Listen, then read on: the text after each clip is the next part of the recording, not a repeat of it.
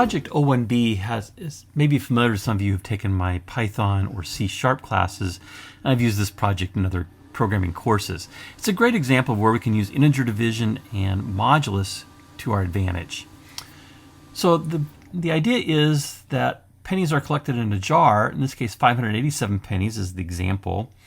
And they're taken to the bank and exchanged for the largest amount of dollars, and then quarters, dimes, nickels, and pennies. We want to make sure that those values together equal the 587 pennies total. So basically $5.87. We're going to create a Swift playground to do that. And the starting number of pennies will be a variable. And so we can change that value each time we want to run it. Number calculated for dollars, dimes, and nickels are stored in constants. We're going to use a print statement then to put each of those values out on a different line. You could do it all in one line if you prefer. So let's take a look at my solution in Xcode. Here's my playground in X, so I've already created the project. I just want to walk you through my solution. As always, I have a comment at the top of what this project does. Basically, I just copied the information out of the assignment, where we're going to create a Swift playground to convert the pennies in a jar to the number of dollars, quarters, dimes, nickels, and pennies. And we know for 587 pennies, then we should get $5, 3/4, a dime, a nickel, no nickels, and 2 pennies back. So we're going to import UIKit. That's the default when we open up a playground now. We're going to have a variable called numPennies equals, and I'm going to take the value that was up there, which was 587, and we're going to print that out with the number of pennies in a interpolated string with the value of just numPennies.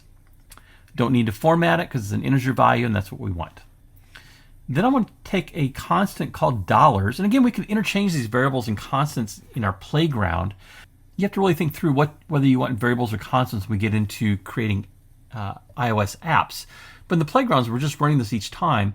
It's not a big deal whether it's a variable or a constant. So our constant of let dollars equals, we're going to take numPennies and divide that by 100. That will be an integer division. So we'll get an integer value of the maximum number of dollars we can get out of the pennies in the jar. We're going to print that out in line 15 there as dollars and interpolated the value of dollars. And again, that's an integer. Then I need to find how many pennies are left over. So here's where we're going to use that modulus operation, which gives us the remainder of the integer division. So that in this case, the 587 pennies divided by our modulus of 100. So if we do an integer division by 100, that gives us 500 pennies that are being used for the $5, leaves us 87 pennies. That's our new value of number of pennies. How many quarters can we get out of that? Well, let's take a constant called quarters and have that equal to numPennies with an integer division of 25. The max we could possibly get would be 3 because the number of pennies should always be less than 100 in this case.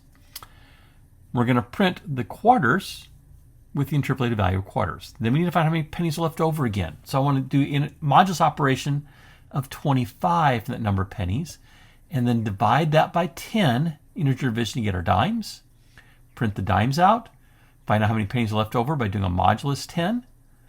Then we're going to find out how many nickels there are. So let nickels equals numPennies divided by 5. The max we should get for dimes should be 2, and the max possible for nickels should be 1. And then we're going to print the nickels. And then we're going to find how many pennies are left over by doing a modulus 5, and we're going to print that out as the remaining pennies. So we set up here, we should get $5, 3/4, a dime, no nickels, and 2 pennies for 587 pennies in the jar. Let's try it. I'm going to click the run button. And we have 587 pennies with $5, 3/4, 1 dime, no nickels, and 2 pennies. Let's try another value here. Let's try $12.35. So we should get $12, a quarter, and a dime, and no nickels, and no pennies. And that's exactly what we get. So you can try a bunch of different values here. We always want to test our projects multiple times with different data and make sure everything is working correctly. So if we didn't have any quarters, let's just try 1202. And there we have no quarters, no Yeah, no dimes and 2 pennies. If we made this 1222, we should get 2 dimes and 2 pennies, $12. All seems to be functioning great. If you just jumped into this video, you can see all the videos from the iOS app development cohort playlist by clicking on the image in the lower right. And if you'd like to be alerted to future videos that I create, you can click my picture up in the top right and subscribe to the channel.